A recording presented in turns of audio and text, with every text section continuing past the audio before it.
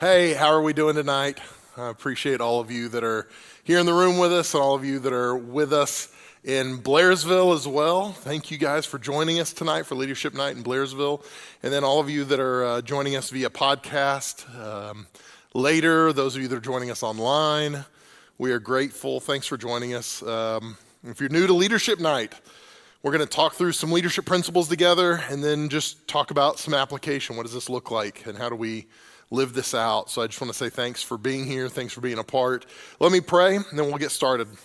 Lord, thanks for this day. Thank you for the opportunity we have to come together and grow our leadership. And I pray that none of us would take our positions for granted, no matter where we're at, in our families, in our communities, in our businesses, in this church, whatever it may be. I pray that we would steward those opportunities well, and we would lead the people that you've given us, no matter who it may be. So God bless us, minister in and through us, and I pray that you would ultimately be glorified. In Jesus' name, amen. Well, thank you again for joining us for Leadership Night. You guys are part of Summit, and so so this is a little dangerous, but tonight I'm going to talk to you about the topic of leading in crisis, and this is something that's fresh on my mind and on my heart. Over the last month, we've been dealing with some stuff as a church, and so I want you to know that we're not going to talk about specifics in relation to the stuff that we've been dealing with, but we do want to talk about the principles that will help you lead better, whether that's in your home or in your business or whatever it might be. And so, again, the topic for the evening is leading in crisis. There's a book by George Clan, and his book is called Crisis Leadership. And I think I've told you this before. I've never read a book that I agreed with everything the author said. But this is no exception. But there are some really good principles in this book. And so I would encourage you can pick it up on Amazon. I think the Kindle version is like $20, so it's not cheap. But if you're interested in the topic, you can go a little deeper. So Gene Klon said this. He said, during a crisis, your goal is to reduce loss and keep things operating as normal as possible.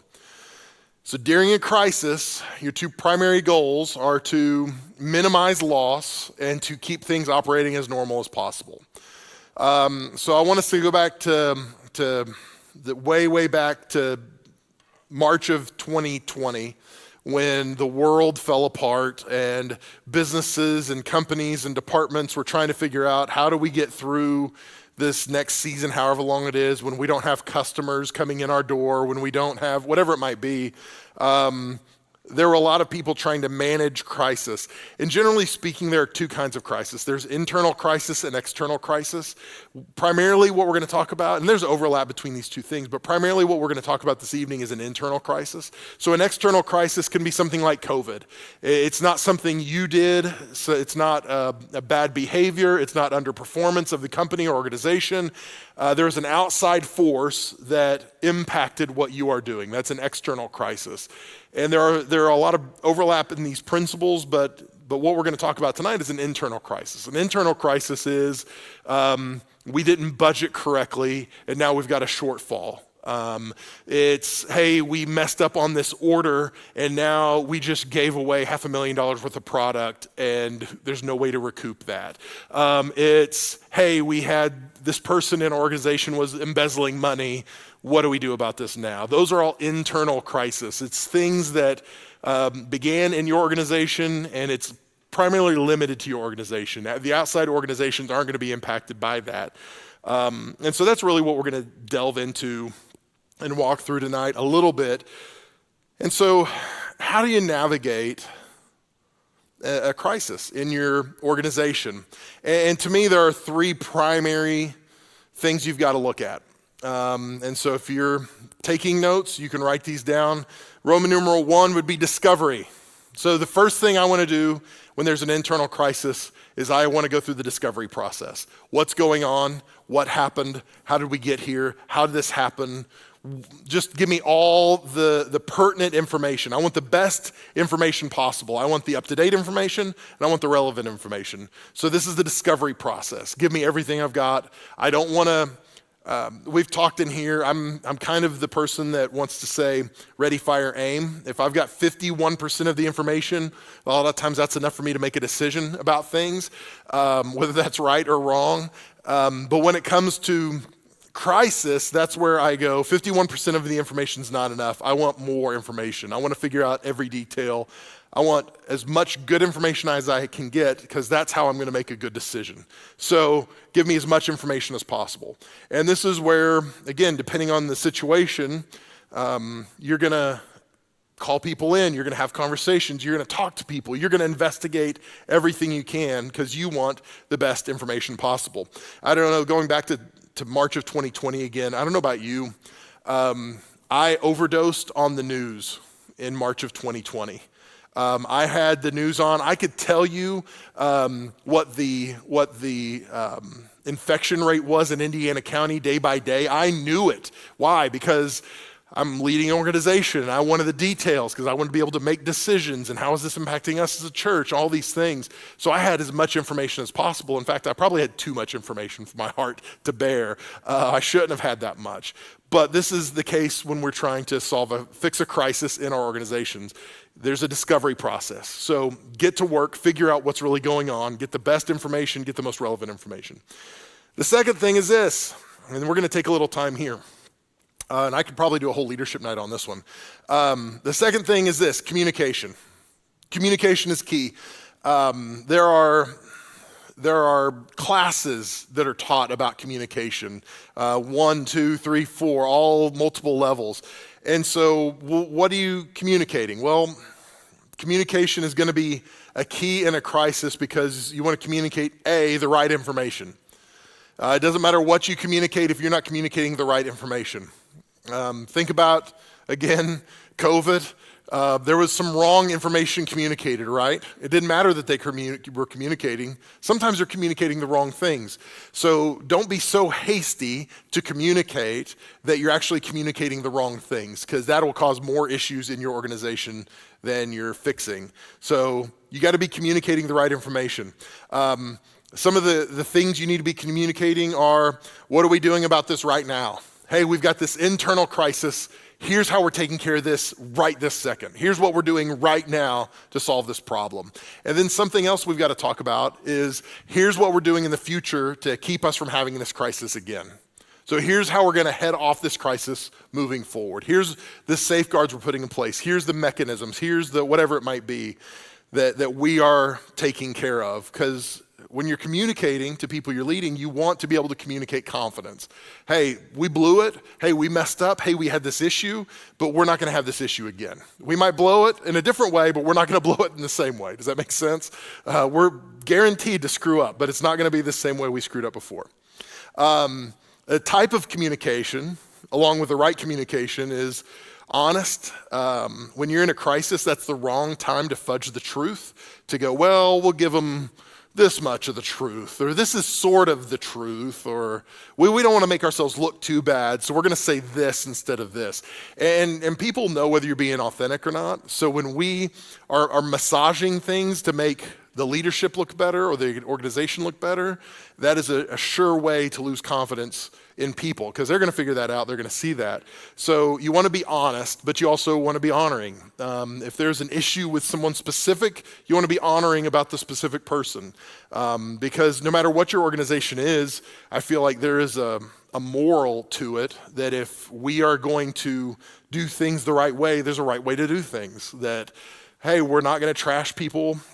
People might trash us, but we're not going to trash them. And I've told people before, if I can take some liberty with this language, the high road sucks, but the good news about the high road is there is no traffic at all. So that's the good news. And so I would always encourage you, take the high road in your organization, in your leadership when it comes to a crisis, take the high road.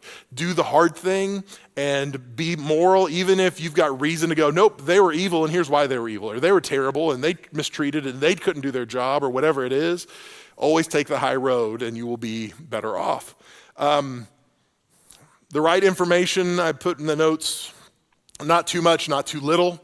I think there's a fine line with how much you share because you don't want to overshare.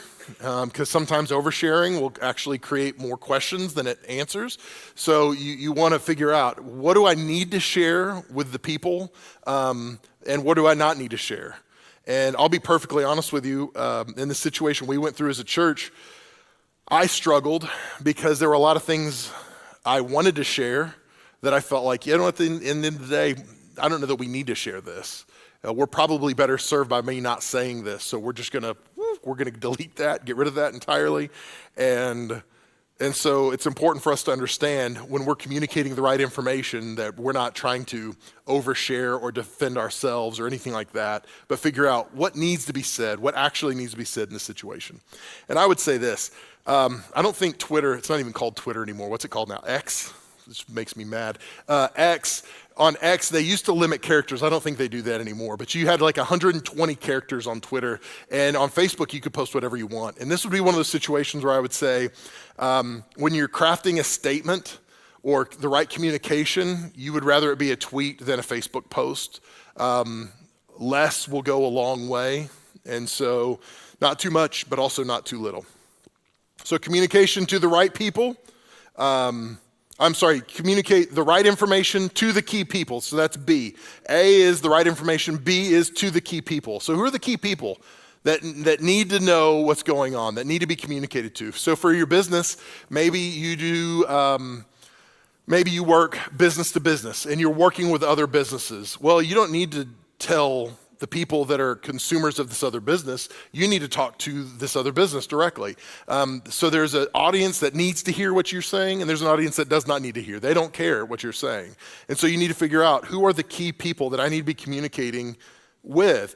And so I would start with stakeholders. Who are the stakeholders in your organization? And every organization is different. Nonprofits look different than for-profit companies.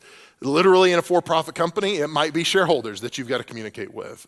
Maybe it's department leaders. Maybe it's the C-suite. I don't know what it is, but you need to figure out who are the key people there.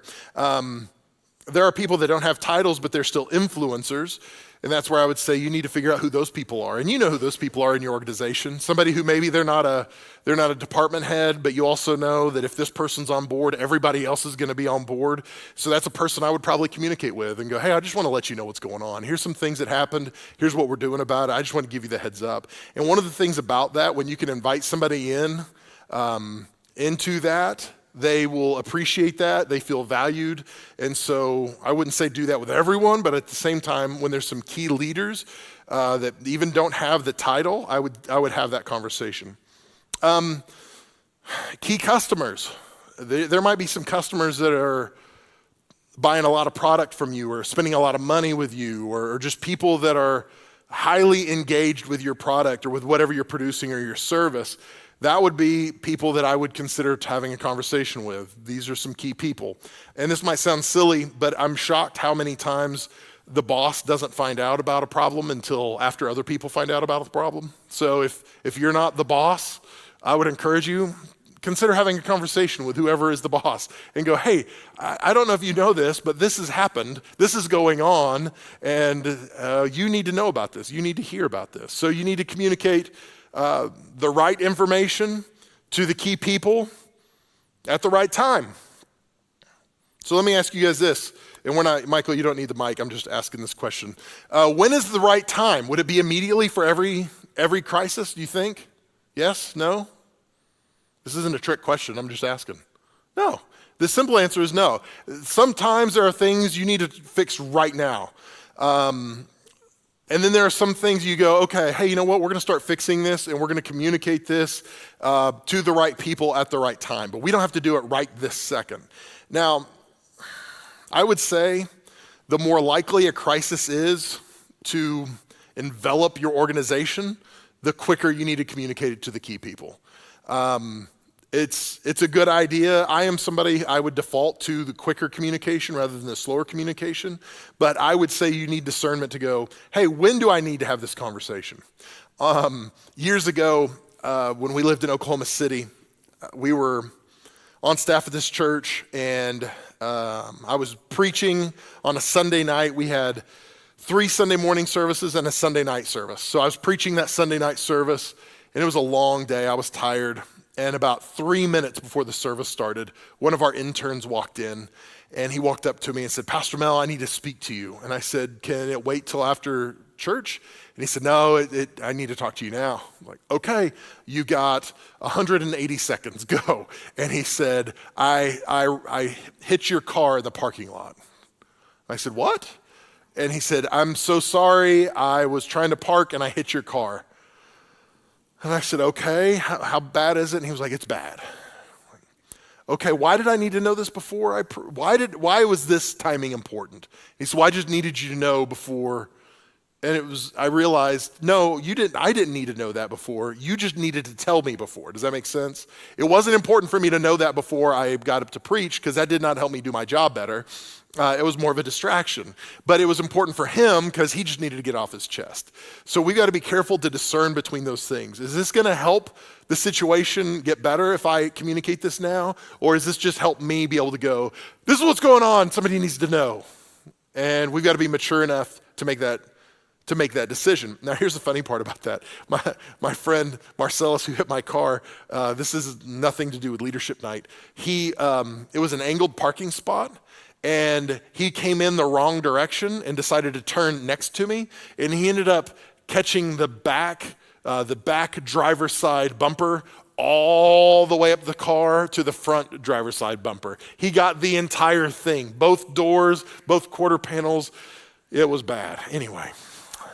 So I did not need to know that before I preached, by the way. So you've got to know the right time to communicate to the right people, the right information. D, in the right way. So you got to communicate the right information to the right people at the right time in the right way. There are means that are appropriate to communicate different kinds of messages within a crisis. And you've got to decide what is the most effective way, what is the best way for me to communicate what's going on. The world we live in today is, in my opinion, too comfortable with text messaging. They are more comfortable text messaging and sending emails than having a verbal conversation on a phone or face-to-face conversation. And the truth is that there are some things you should not be communicating via text or email.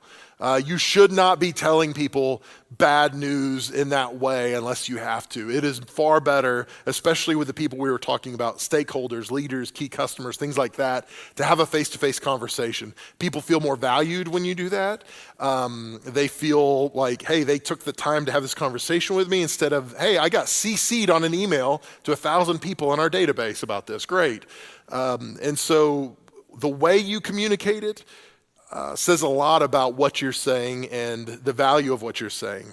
Obviously with the situation we were dealing with recently, I made a public announcement about things that were going on. And it would have been far easier for me to send out an email, just to send an email blast to our church and, hey, just want to give you the heads up, or let me back up a step even and say this. It would have been even easier for me not to communicate anything and just go, well, nobody's going to notice, it'll be fine. But that would have said something too. And so for us, we said, hey, what is the right way to communicate? And we felt like the right way to communicate is to make a public announcement. Here's what we're going to say. And I even had some guidance on this. One of the guys, my spiritual father's name's Jim Hennessy, and you guys are from Summit, you've heard Jim before. He's fantastic, and I called him and told him what was going on, and he said, Mel, here's what you're gonna do. He said, you're gonna handle this. He said, I trust you, you're gonna handle it well, but if I could give you some advice, he said, write out a statement and read it. And he said, don't depend on you just being able to wing it, because he said, you're gonna be too emotional. He said, not just sadness, but you might be a little frustrated and you don't wanna say anything that you will regret. So he said, if I was you, I would write out a statement. That way your messaging is consistent and you can say what you actually wanna say. It's like, man, that's brilliant. And so for me, the right way was to say, I'm gonna read a public statement. I'm gonna read this to our congregation. And we even made the decision to live stream that, and we left it on the archive. So if somebody wanted to watch it later, they could. And so that was a conscious decision we made because we wanted to communicate in the right way as best we could. So you've got to decide, based on the crisis we're dealing with, what is the right way to communicate what we're dealing with? What you don't want to do is text your boss and go, hey, I just want to let you know my whole department quit. We can talk more about it next week when I'm back. See you Monday. That's not what you want to do. You'd want to go in and go, hey, I have bad news for you.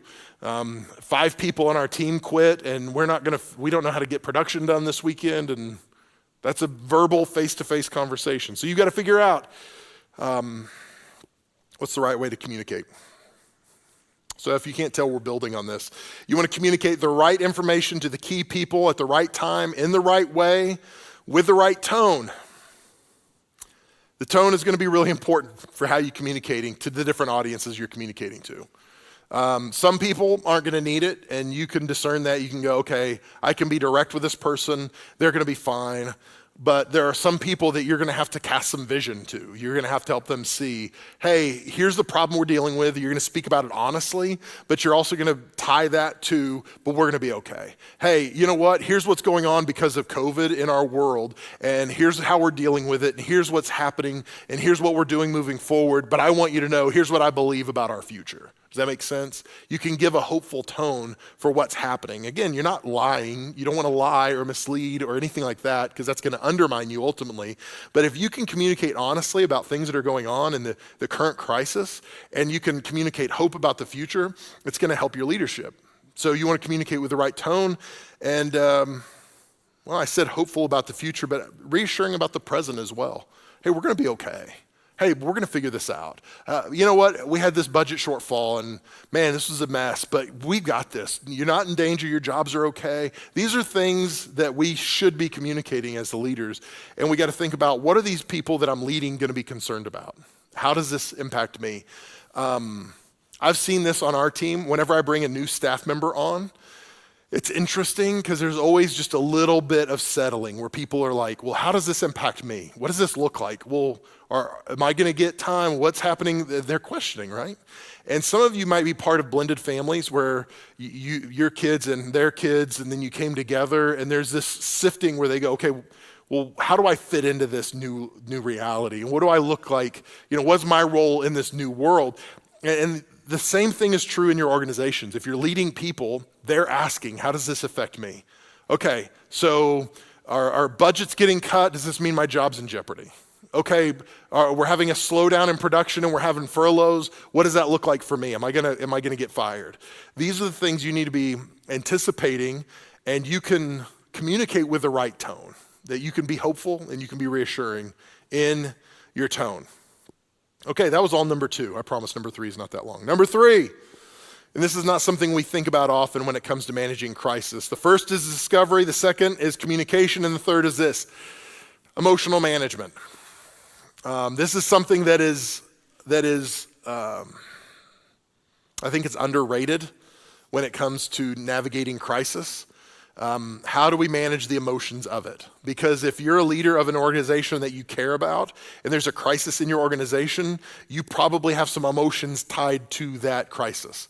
You probably have some personal stakes involved. And so you've got to navigate, how do I manage my own emotions in this? How do I manage my own heart? And so here are just a few things that apply. Number 1, for the leader. So emotional management, A, for the leader. I would talk to others who have been there before. When I've dealt with things in our organization, whether it's here or before I came here, the first thing I would do when I had an issue was to call somebody that has been through the same issue. I heard somebody say a long time ago, if you're stuck in a ditch, call somebody who has gotten out of a ditch. And so I want to call somebody who has experienced what I've experienced and navigated what I've navigated. One of the things I've talked to our team about, especially some of our younger leaders, is, hey, as we're navigating this season, I need you to pay attention. Pay attention to what we do well, and then when you're in leadership someday, copy what we're doing. You do what we're doing well. And the things we don't do well, do it better than we're doing it. Take notes though, pay attention. Because here's the deal, if you are leading people aren't tricky. They're gonna have the same issues, right? They're not inventing new ways to be stupid. If you've got a crisis in your organization, it's probably a crisis that somebody else has dealt with before. And so for you can kind of game the system a little bit by going, okay, how have other people dealt with this? And so one of the things we've told our young leaders is pay attention, because it's going to happen to you if you are leading. You're going to have to lead people through this situation. So I want to talk to others who have been there before. This is going to sound deeply unspiritual, and that's okay. I'm grateful that I have a therapist or counselor that I can talk to, and I would encourage you, if you don't believe in that, you need to get over it, because if you're a leader, you've got pressure, you've got things you're dealing with, and you need somebody that you can talk to that that's not your employee, that you're not paying, somebody that you're not their best friend, or you're not in any relation to them other than they just want to help you work through your stuff. So if you don't have a therapist or counselor, you should get one, because you will need one someday. Another way to manage your emotions as a leader is to work on today. If we are looking at a crisis and all we're looking at is down the road, and this is hard for a lot of leaders because a lot of leaders are forward thinking, but if all we're doing is looking down the road and we're not looking at this moment, we can get overwhelmed, because it's like, how are we going to get out of this mess? How are we going to dig ourselves out of this budget issue? How are we going to change our revenue flow? Whatever it is, how can we do that? And the best thing I could tell you for your own heart is to don't get so focused on down the road that you're missing today. If you can focus on today, I'm not worried about the 1,000th step, I'm worried about the next step. So I'm going to take the next step, I'm going to do it right, and then after that I'll take the next step. And so I would say work on today. The next one is this: emotional management for the leader. Maintain perspective. And this kind of goes along with work on today. I was talking to a church planner recently, and he was in a difficult season, and their church was struggling financially, and I could just hear in his voice as we were talking, I could hear the anxiety. And so I just started asking some questions. How's your marriage doing? What's going on in your marriage? Are you guys healthy? And so he was just sharing his heart with me. Here's where we're at. And because of this, and because of this, and because of the financial weight of our organization, like, man, we're struggling. Our marriage is not awesome. And so we just were walking through everything together.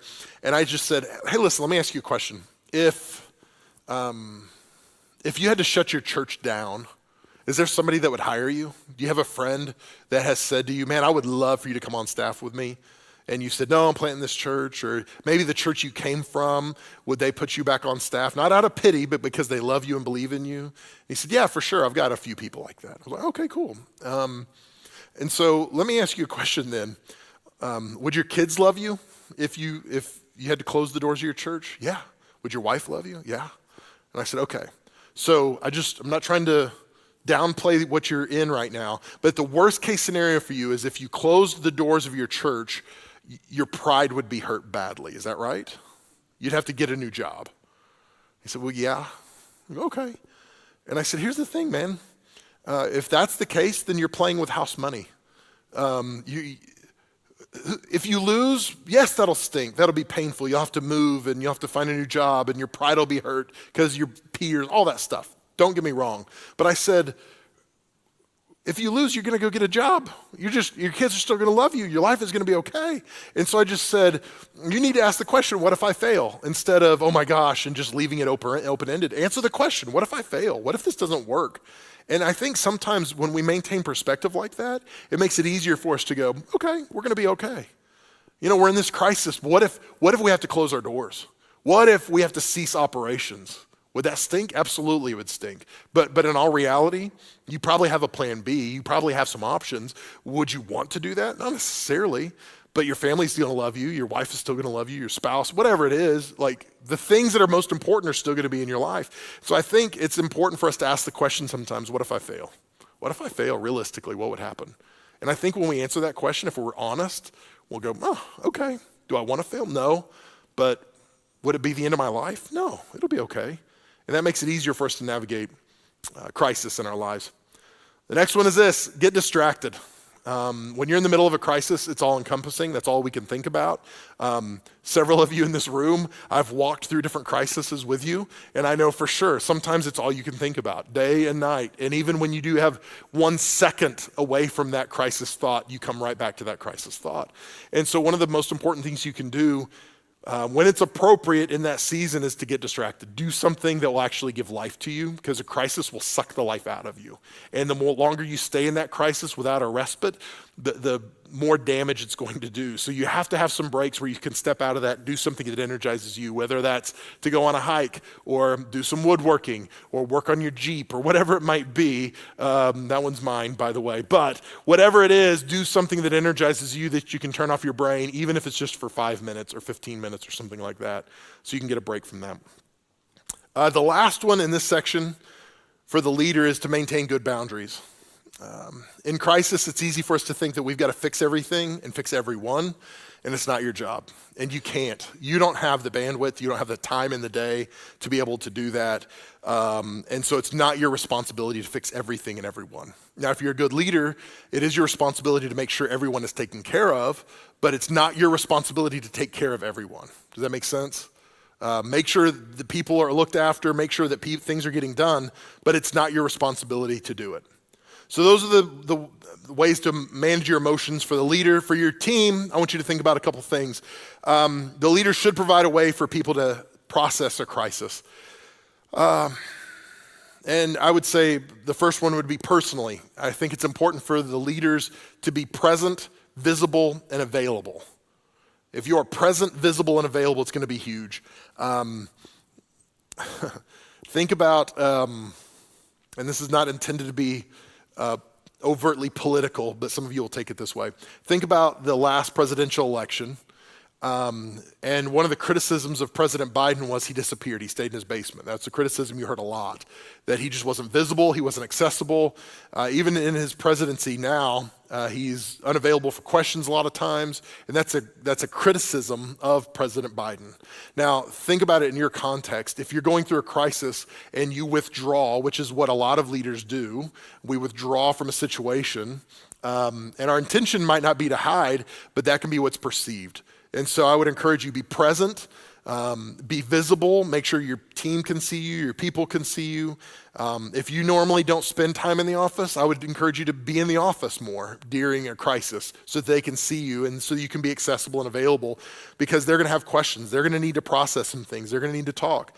One of the things I did with our team just in the last month was I told our team, hey, if you need to talk, if you need to process, I'm available. Come sit down and talk with me.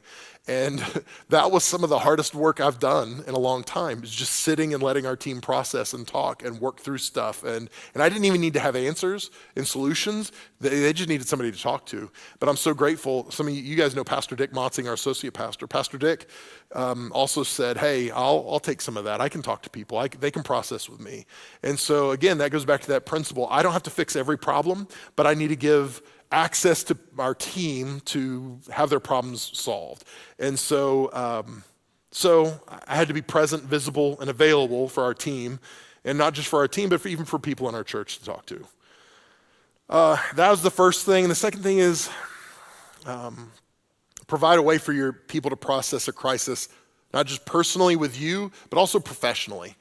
This is where I would encourage you. Some of you have employer-provided health insurance that will provide for a counselor. And our insurance does, and I encourage our staff to go see a counselor, go see a Christian counselor, sit down with somebody and talk through this stuff. The church will help cover the cost of it, I promise you. And so we do that for a number of our staff. So what are we doing? Well, we're helping them manage their emotions and manage their feelings, both in a pastoral way, but in a professional way as well. And no matter what your business is, there is value in taking care of your team and taking care of your people. And you might not call it pastoring them, but I would, from my perspective, that you can shepherd and pastor your people, whether you call it that or not, whether you're sharing the scripture with them or not. So you can personally take care of them, but you can professionally point them in the right direction to clinicians who can help them manage their emotions. And then the last thing is this. The further out your crisis reaches, those ripples are going to reach people that you think aren't really impacted, but there are people going to be impacted, and you need to be ready to help them manage their emotions as well. So depending on your context, there might be people far out that you'd go, how are you impacted by this? Why do you even care about this? But there might be something there that you don't even see, and you need to be ready to help them manage their emotions well as well. But it all comes back, when it comes to emotional management, to you managing your emotions well at the start. that it begins with the leader. So I'd encourage you to do that. Man, it's already 7:34. I went longer than I intended to. Sorry for that. Let me just open it up to the group.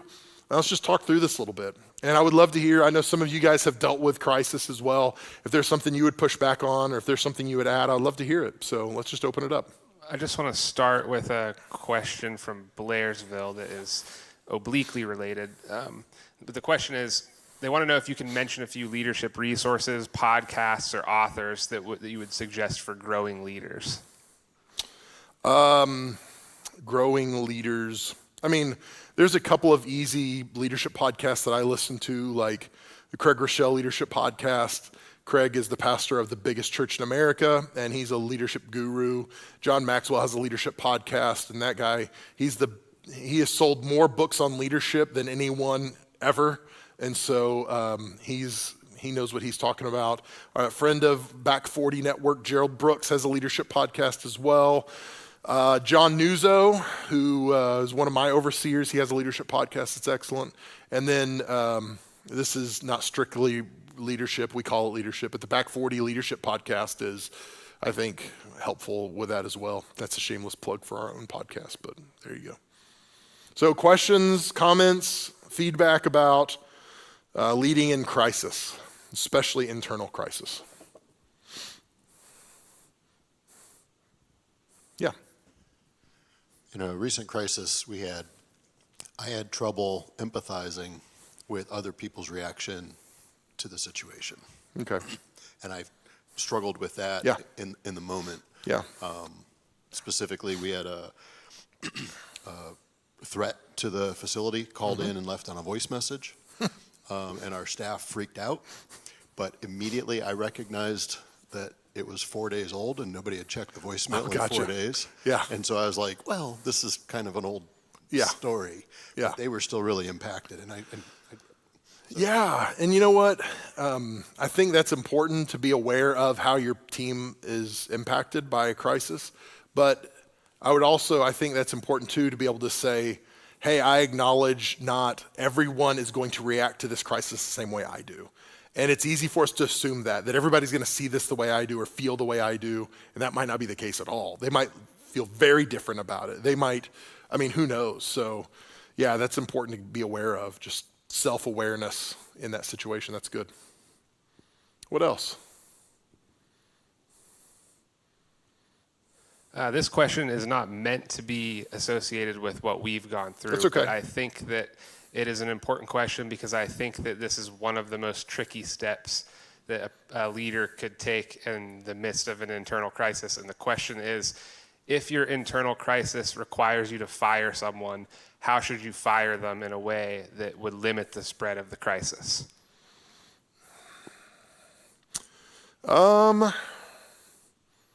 Okay. So I would probably, if I had to terminate someone, I would do it quickly, as quickly as I could, and I would figure out who were the direct reports, who were the people influenced by or influencing, and have conversations with those people. And if you've displayed good leadership, that should be your credibility at that point to be able to go, hey, let's talk about this together. Let's talk about this situation. Let's talk about what's going on. And I would even ask them questions like, do you feel like you're a good fit in this department, in this organization, whatever it is? And if not, that's okay. If we need to help you find an exit strategy, we can, and that's okay. And we're not trying to get rid of you, but if you're not sure, I think that'd probably be an appropriate time to have a conversation like that and let people self-select out and go, okay, you know what? That might be a good time for me to exit stage left. But that's probably where I would start in a situation like that. And the bigger the organization is and the higher the person is on the flow chart, the more complicated that gets.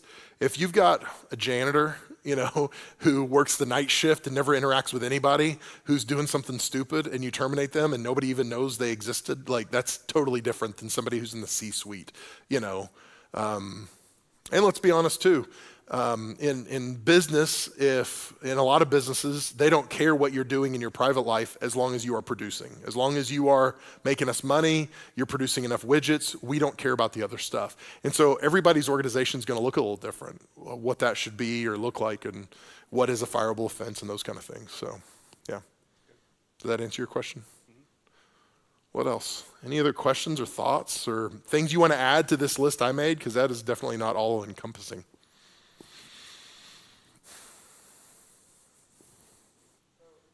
Yeah, take it over to Mike.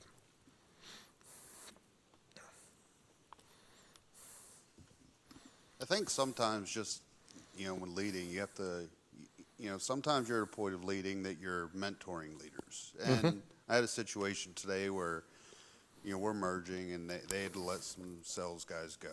Yeah. And there was one guy that was a former operations guy at this new facility that's under me. And of course, he had a lot of roots and ties. So I'm like, all right, so do I have a mutiny on my hand? Everyone going to walk out, or what's the deal? And I just gave it some time to settle. I mean, what's the right or wrong way? Do you approach it the second you learn about it before news is even out, or do you just give it time and go? And then I reached out to the manager below me. I'm like, so what's the pulse like? Do I have to worry about anything? And he handled it all very correctly. You have to trust the leaders under you sometimes, and be there to support them. I think is the biggest part. You know, they're leaders for a reason. Yeah. And supporting them's big. Yeah, and I think, Mike, what you're talking about is when you lead well over a sustained amount of time, you build credibility. And so when those bad times happen, you've already built up credibility, so people will go, well, I don't understand this. I don't know why we're going through this, but I know them. And if they say we're going to be okay, we're going to be okay. And that's the benefit of just being faithful and being a good leader and taking care of your people over a long, sustained amount of time. It's going to help you when the merger comes, and everybody's going, how does this affect me? And so, yeah, that's good. Hey, it's 7:41 here in Indiana, and so I'm going to kick it over to our friends there in Blairsville, let you guys close out the rest of our time together there so that you guys can have some time to dialogue. I love you guys in Blairsville. Thanks for joining us. We'll see you next time for Leadership Night. So we still got time here, though, so let me just ask you guys in the room, what other questions do you have, or feedback, or maybe you've been through a crisis recently, or maybe you're in one right now and you're going, I don't know how to lead my people through this, or I don't know how to lead myself through this. Like I said, there's people in the room that have been through some stuff, and we're happy to dialogue with you. We used COVID in this discussion as a vector for testing the quality of a person's leadership. And so I want to know, of the leaders you know of who did not make it through COVID well, are you able to extrapolate a pattern that you think contributed to their demise? Okay. In my context, I'm dealing with a lot of churches. And so I will say the churches who did best through COVID typically were the churches that were doing pretty well before COVID. In that churches that did well during COVID were churches that already had an online presence. They had already established, some sort of online presence. They already had groups in place for people to find community outside of the corporate worship gathering, so they didn't have to rely on a Sunday morning service for them to still find community. And churches that had a good financial base. Those were the main ones. And I think, I was talking to you about this. Some of the churches that you would have expected to struggle during COVID, they made it through COVID, but they're closing now. So their funds have run out. The pastors that helped them get through COVID that were already hanging on by a spider web before COVID, they just said, okay, I'm going to fortify, I'm going to make it through. And they made it through, and the churches survived, and they're like, now I'm done. I can't do this anymore. And they left. And so some of those churches that lost pastors in spring of 21, that they've had an interim pastor since then, they've just realized we've got no more momentum, no more energy, no more money, and they're closing their doors now. And so we're just now seeing in the last 6 months severe, a big wave of church closures that I think are COVID related. So I think the churches that survived the best were doing those three things. at least in our context. I'm opening that up to you guys, different industries in the room. Do you have any thoughts on that?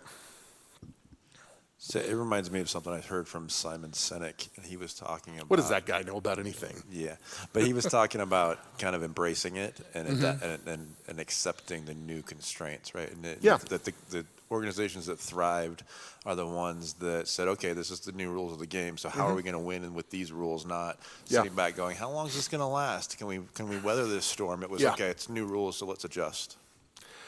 Yeah, and that's a lot easier said than done, if we're going to be honest. It's a lot easier, but we finally, and I don't know, there's a couple of our staff in the room, we finally had to put a moratorium in our internal dialogue about COVID because, I'll just be honest with you, we don't talk about numbers, like attendance numbers very often here at Summit, but our overall attendance numbers are still not what they were before COVID. But you wouldn't know that, and honestly, none of you guys care.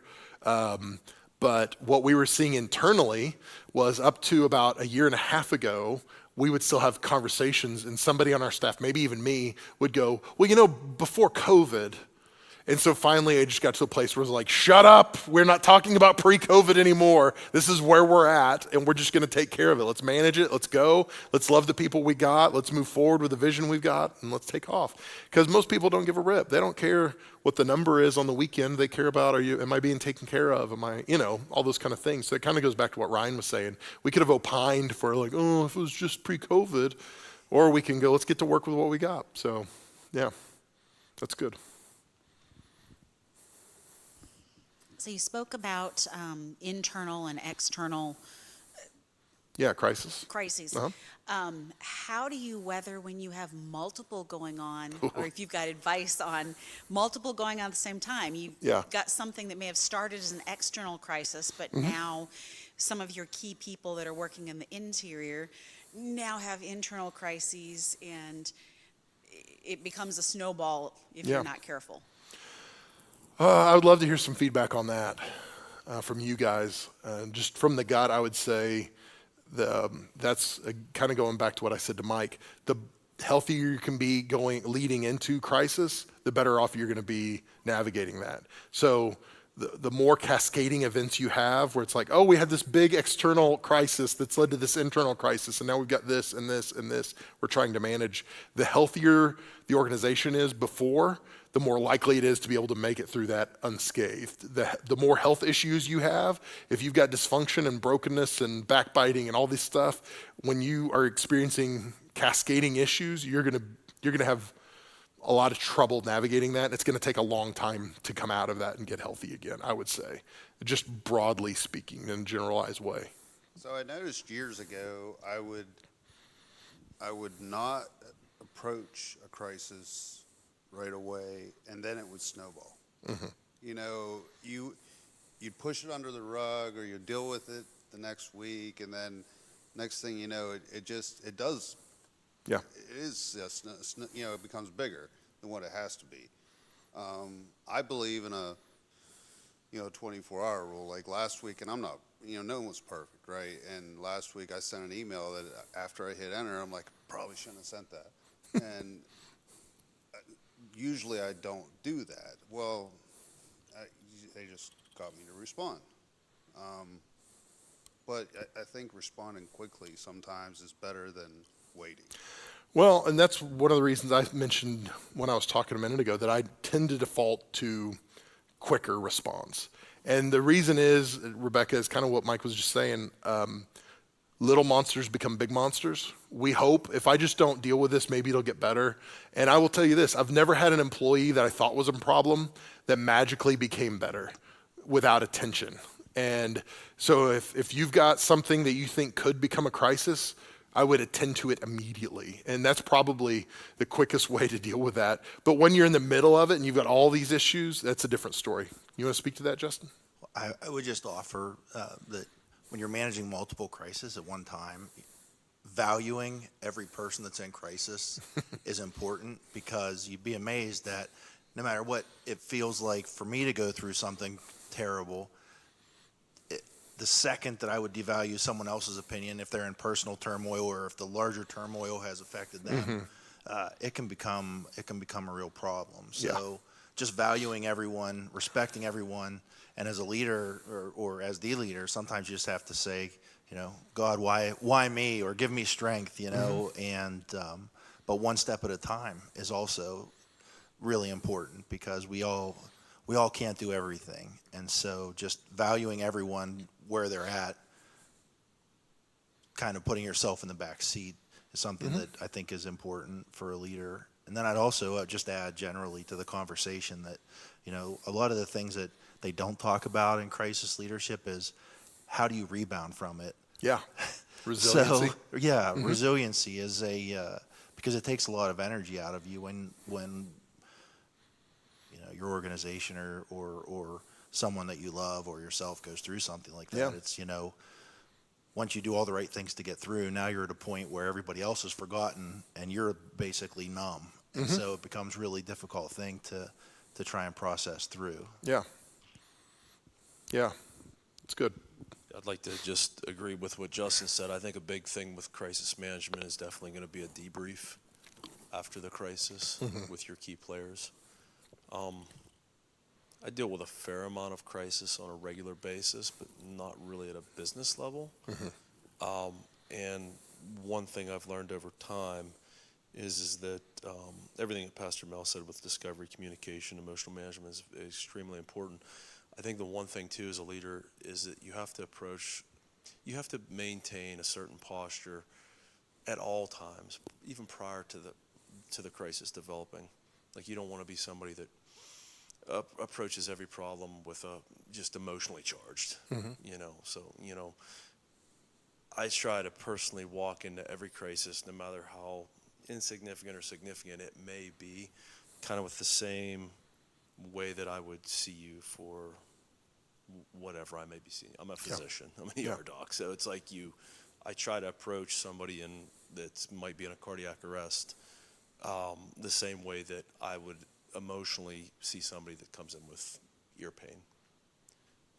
Because you have to mentally bring yourself to that point where I'm not going to get emotionally charged, and your staff will have a lot more faith in you, because it might be just elevating the tone of your voice just a little bit. If you're like that all the time, they say, well, okay, he's got his voice elevated. So, but I definitely agree with the debrief after. Crisis. Well, and you kind of alluded to this, Pat, but I think when we sign up for leadership, we forfeit the right to be selfish.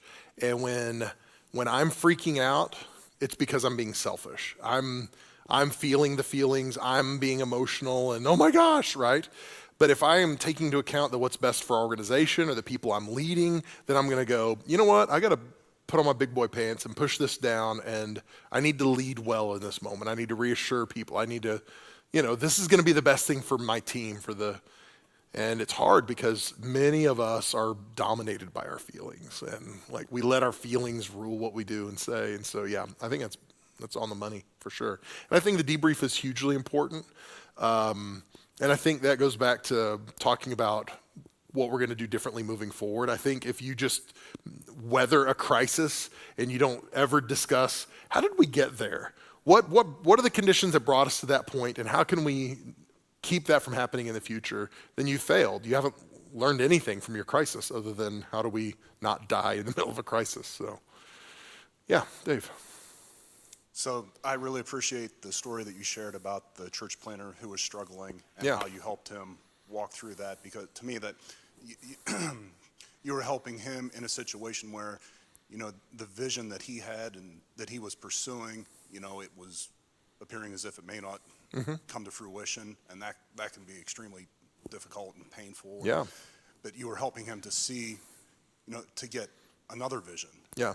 And, something to, a new reality to create and push towards and move on.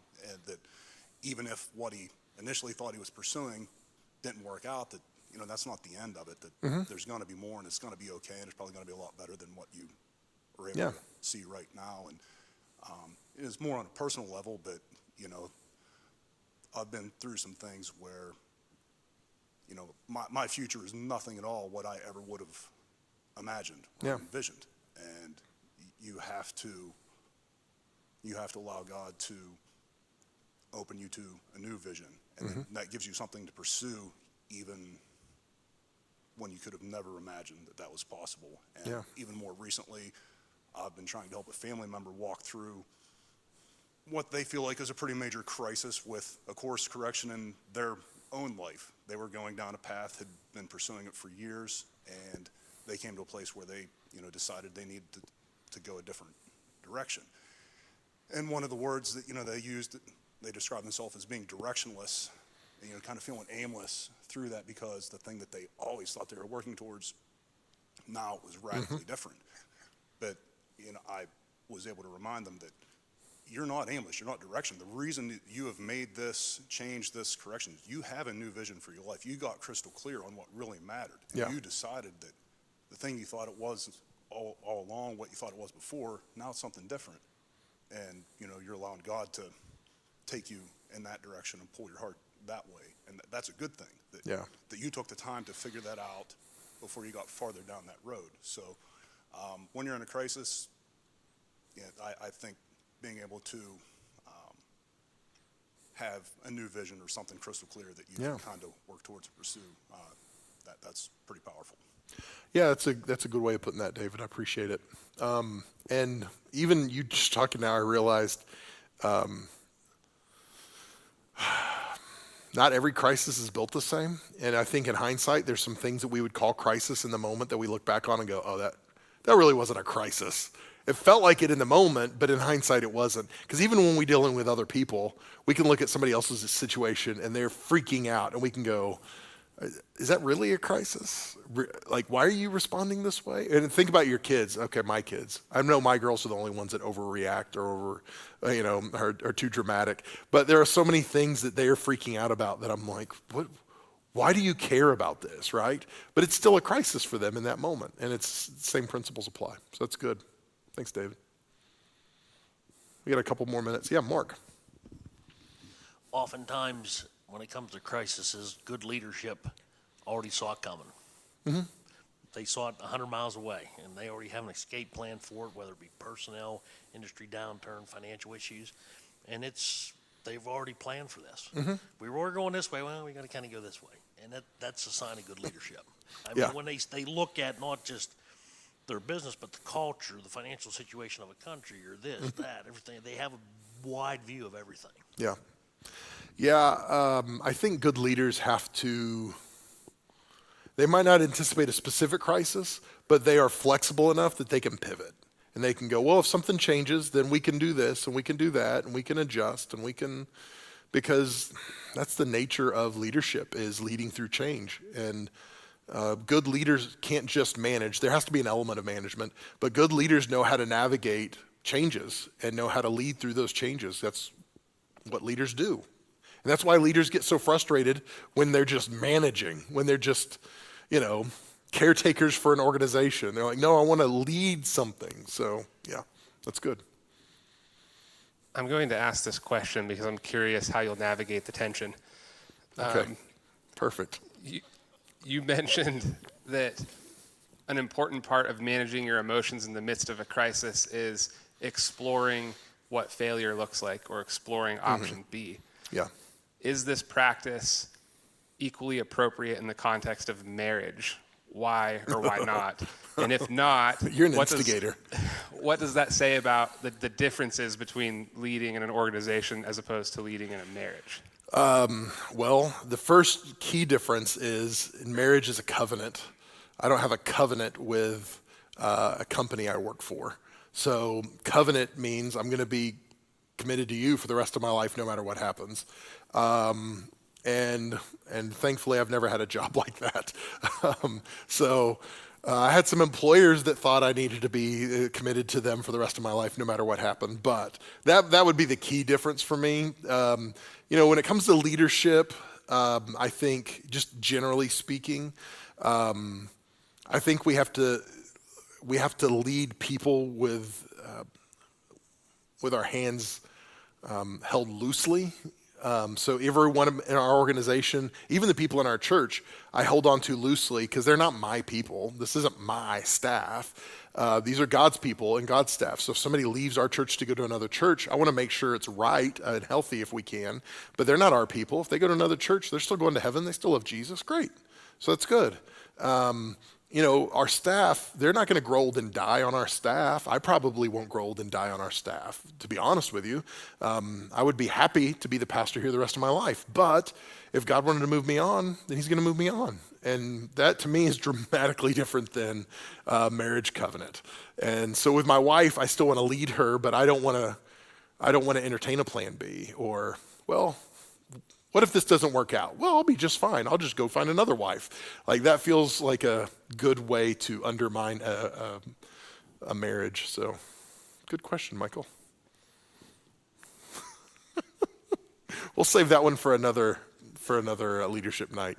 That'll be next month. Hey, by the way, next month I think we're going to do a leadership night called Leadership Lessons from My Jeep. So if you're interested in that, just things I've learned working on my Jeep over the last 2 years. So join us for that next month. And then I'm excited. In the month of March, I've got, some of you guys remember Dr. John Stanko was with us, 6 months ago maybe. And I interviewed John and we talked about purpose and finding purpose in your life. And John has written a number of books on that topic.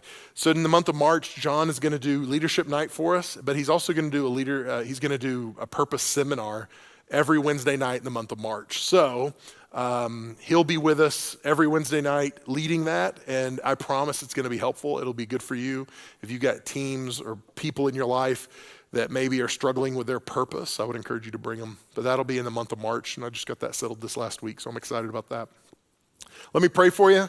We'll get out of here. Lord, thanks so much for this group of people. Thank you for the calling that rests on their lives to do whatever it is you've purposed in their heart to do. And so, Lord, I just pray as they are leaving here tonight and as they go back to their industry, they go back to their peers, their communities, their cultures, their organizations, and the next day I pray that you would guide them and direct them, give them the right words to say, give them the right ways to lead. I pray that they would be led by your Spirit and that they would ultimately lead better than they could on their own because of what you're doing in and through them. So Lord, thank you for what you're doing. Pray a blessing on them, and it's in Jesus' name. Amen.